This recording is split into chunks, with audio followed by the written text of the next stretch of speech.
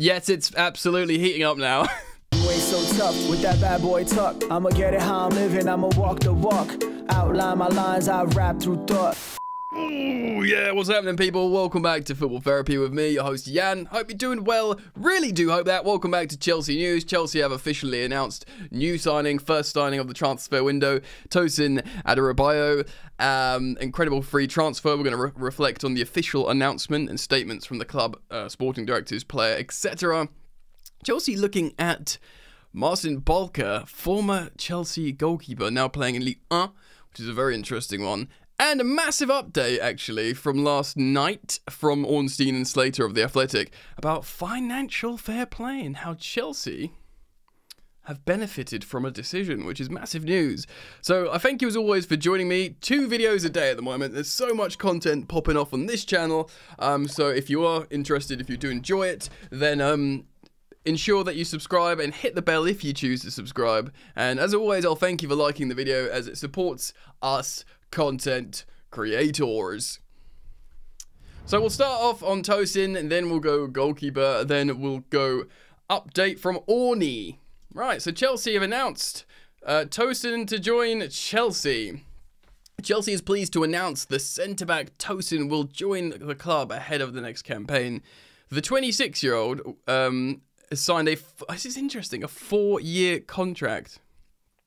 So this is a new dawn, not signing 20-year-olds, 21-year-olds with a 7+1, a 26-year-old, who, by the way, turns 27 in a couple of months, a 4-year deal. It might be a 4+1, we don't know, but it looks like here it's just a 4-year deal, which is echoes of old Chelsea.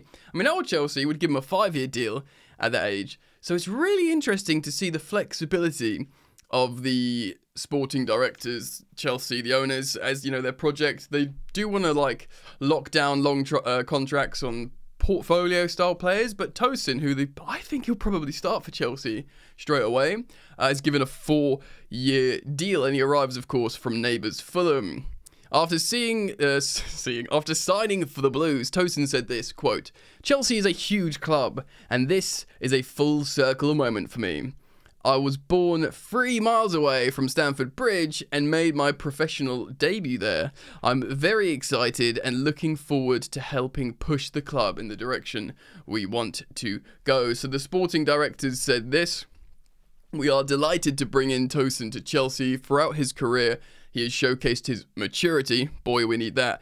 Defensive qualities, yeah, we need that. And has gained a wealth of experience in the Premier League in recent seasons. Hot dog, we need that as well." Not bad for a free transfer, you must say. He is ready to make the step up to Chelsea and work alongside the talented players in our squad. We look forward to Tosin joining up for pre-season. So he's born in London and raised in Manchester, excuse me. Of course, he was at Man City at the age of 5. He also will know Enzo Maresca from his time at the development squad at Man City. He's obviously regularly captained the development sides as well. He regularly captained the under-18s at just 16 years old. So he's a leader, man. He's in his prime, and he's a leader, and he's strong, he's tall, he's dominant, he's Premier League proven. He's a blinding transfer. You must say is what I'm trying to say. Easy for me to say. His professional debut arrived in 2016 at Stamford Bridge. He started for a youthful Man City side in the FA Cup and went on to make 7 more first-team appearances in the following campaigns. And then he went to West Brom, Blackburn, and of course left for Fulham permanently a few years ago. Tosin's first campaign as a Premier League regular yielded 33 appearances and much praise for his adaptation to the top flight. He featured for Fulham on 44 occasions the following season and played an important role, of course, when they got promoted. He has gone to make 45 top-flight appearances since Fulham's return to the Premier League, helping the Cottagers finish 10th and 13th respectively for the past 2 seasons. Look, it's a great signing, man. Just to reiterate, he's very tall, he's dominant in the air, he is good at passing as well, he's good at progressive passing. We did look at the stats in a previous video, which of course is going to be immensely important for Enzo Maresca's style of football, possession-based football. So you're ticking the boxes there, well, you're ticking 3 boxes. He can pass, so he's going to suit the Maresca ball, Enzo ball, whatever you want to call it. He's tall and dominant, so he's immediately going to be better at set pieces, both defending and attacking, which, by the way, we were terrible at last season under Poch. But we are also bringing in Bernardo Cueva from Brentford to work on set pieces. So, Cueva will look at Tosin and be like, yes, thank you very much. He's going to be integral to our set piece routines. And he's got seniority as well. Of course, we've lost Thiago Silva in the back line, and Thiago Silva, legend, he's got that aura. He doesn't speak too much English though. Of course, with Tosin, you've got a native English speaker, Premier League experience, 26 going on, about to turn 27. He will command respect in the back line, especially from captaining at different levels throughout his career. It's a triple threat super signing, especially as a free transfer. Of course, other teams were looking at him. Newcastle thought they were close, but Chelsea swept in. Of course, he's born in London. Yeah, it's a great opportunity for him. Great opportunity for us. I must say, ultimately, it's an excellent signing. So let me know what you think down in the comments about Tosin. Let's move on. We're going to talk about the goalkeeper next. Of course, there's been a lot of talk of goalkeepers. I reflected yesterday on the Julian Alvarez news, how Chelsea apparently are making a huge offer for him. Do go watch that if you're yet to watch that video. As a reference also as well, in a previous video I did, that Chelsea could look at Edison, who might be available from Man City. Personally, I think that's a non-starter. I don't think he'd ever come to Chelsea. I think he'd only leave City to go to like Saudi and essentially get the bag, loads of money. He's completed football, hasn't he? So we'll see what happens there. But Chelsea are looking for a goalkeeper. There's all kinds of conflicting reports regarding Rob Sanchez. He'll go, he'll stay. We know that Georgi Petrovic is liked by Enzo Maresca, the new Chelsea gaffer. But whether that's liked enough to be the starter, I'm not so sure. There's large speculation that Chelsea are looking for a new starter. Now, French publication L'Equipe has been talking about how both Milan and Chelsea are looking at Marcin Bulker. Is it Markin or Marcin Bulker? Bulker. You will know Bulker because he was at Chelsea. He's one of those players that wanted to get a chance quite quickly and sort of force his way out. Bulker is currently playing for Nice, owned by Ineos, Manchester United. Of course, they've obviously got Onana, recent expensive goalkeeper themselves. I can't imagine they'll try and go for him.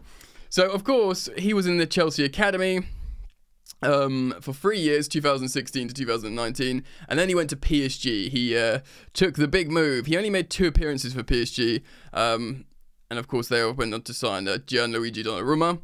And then he went to a couple of French clubs. He went to a Spanish team, and then he went to a French team.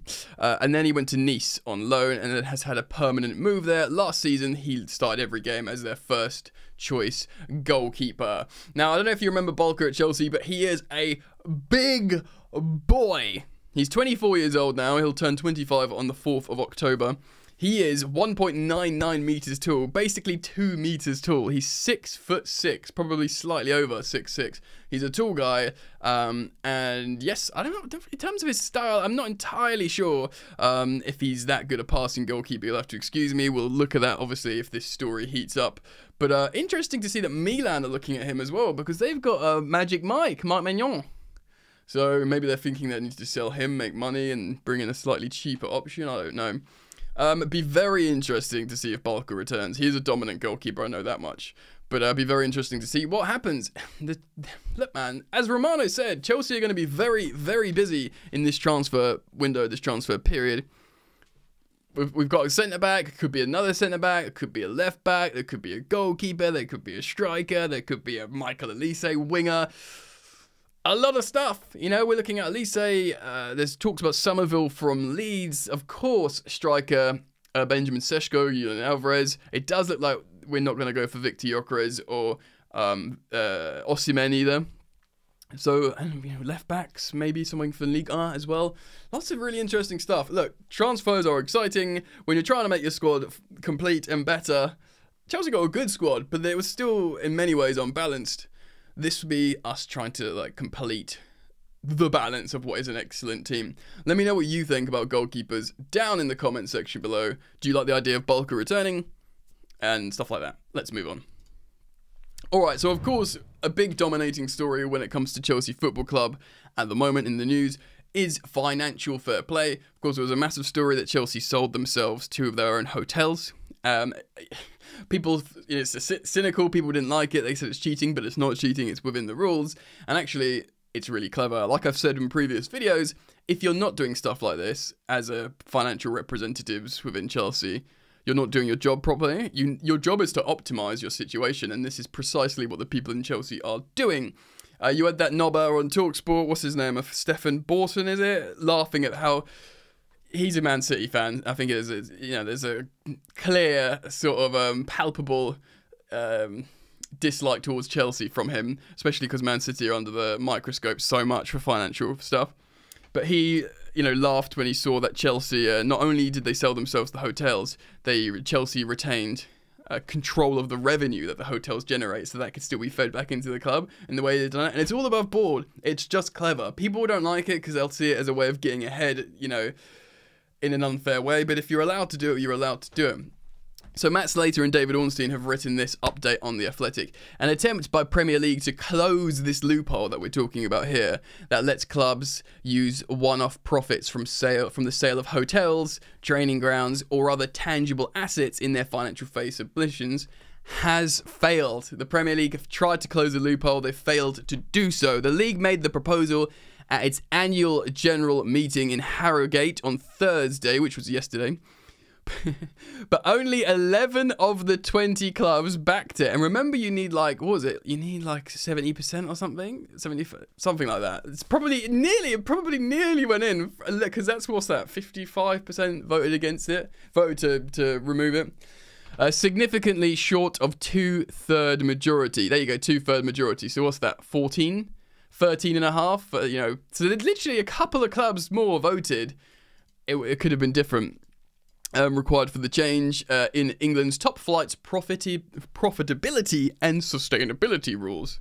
The English Football League stopped its clubs from doing this, of course, in 2021. If you remember, was it Derby? They sold their stadium to themselves and they got done for it because it was against the rules. It's not against the rules in the Premier League as things stands, and also continuing, apparently. The Premier League considered taking the same action, but its clubs did not feel strongly enough about it at the time for the league to put it to a vote. Of course, that changed, however, this season. Chelsea avoided breaching the PSR limit by selling 2 hotels and car parks at Stamford Bridge to a sister company for $98 million. This was enough to turn a £166.4 million loss into a $89.9 million deficit for the club. Widespread anger about that transaction forced the Premier League to look at the rulebook again, with the result being the proposal to copy the prohibition that the EFL are using, of course. The adamant failed, however, because several clubs thought the wording of the ban was too wide, according to people with knowledge of the proposal. It did not clearly distinguish between the type of non-football revenues that clubs believe they should be encouraged to exploit, such as building hotels, houses, or indoor... Yeah, if it's loose and broad, they probably feel like, oh, God, this could be used against us in another way, maybe, in the future, and we'd be foolish to vote it against it now and giving more control to the Premier League and the governing bodies in case we are in an opportunity further on down the line to take advantage of something. So I get why other clubs have not voted for it. It is therefore almost certain that the Premier League will try and tighten up its proposal and bring it back to clubs, as it believes it needs more tools to effectively regulate the clubs to ensure sustainability. Look, man, I'm not against it at all. If they think it's for the greater good for the league, and look, I'm happy that we've managed, as a Chelsea fan, of course, I'm happy that we've managed to optimise the current rules to put us in a stronger position financially. I'm glad it's done. I'm glad we haven't broken any rules, but I'm glad we've been creative and intelligent in optimising our position to get ahead, because that's what you want your club to do, provided you're not breaking any rules. If they feel like they need to change the rules, go ahead, do it. As long as you don't backtrack and change your mind and, retrospectively fine Chelsea, which they won't be able to do. So I'm not generally against it, if it's for the greater good and if all the clubs vote it in. Do you know what I mean? Like the clubs, 19 out of 20 Premier League clubs have just voted to keep VAR. Fine, if you want them, keep it. Do you know what I mean? It's the majority rule. And personally, I think it's the people that, control VAR rather than the technology itself. Yeah, so there's some more stuff here. There's stuff about Man City as well. I do not want to talk about that for the moment. But yeah, Chelsea, massive boon for Chelsea there. I mean, we've already sold the hotels to ourselves anyway, so they're done. I mean, you could argue Chelsea could maybe look to sell Cobham to property developers of ownership. That might, make Chelsea fans nervous. But I've thought about this. It shouldn't do, really, because if you think about it, it will be to sister companies of Blueco, and they will still use it for Chelsea.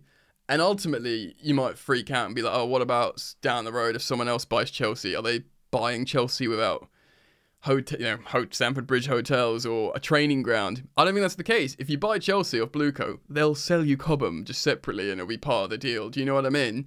So when I sort of thought about it a lot, I think it's fine, I think it's fine. I think it's just a way to optimize our finances now, and we will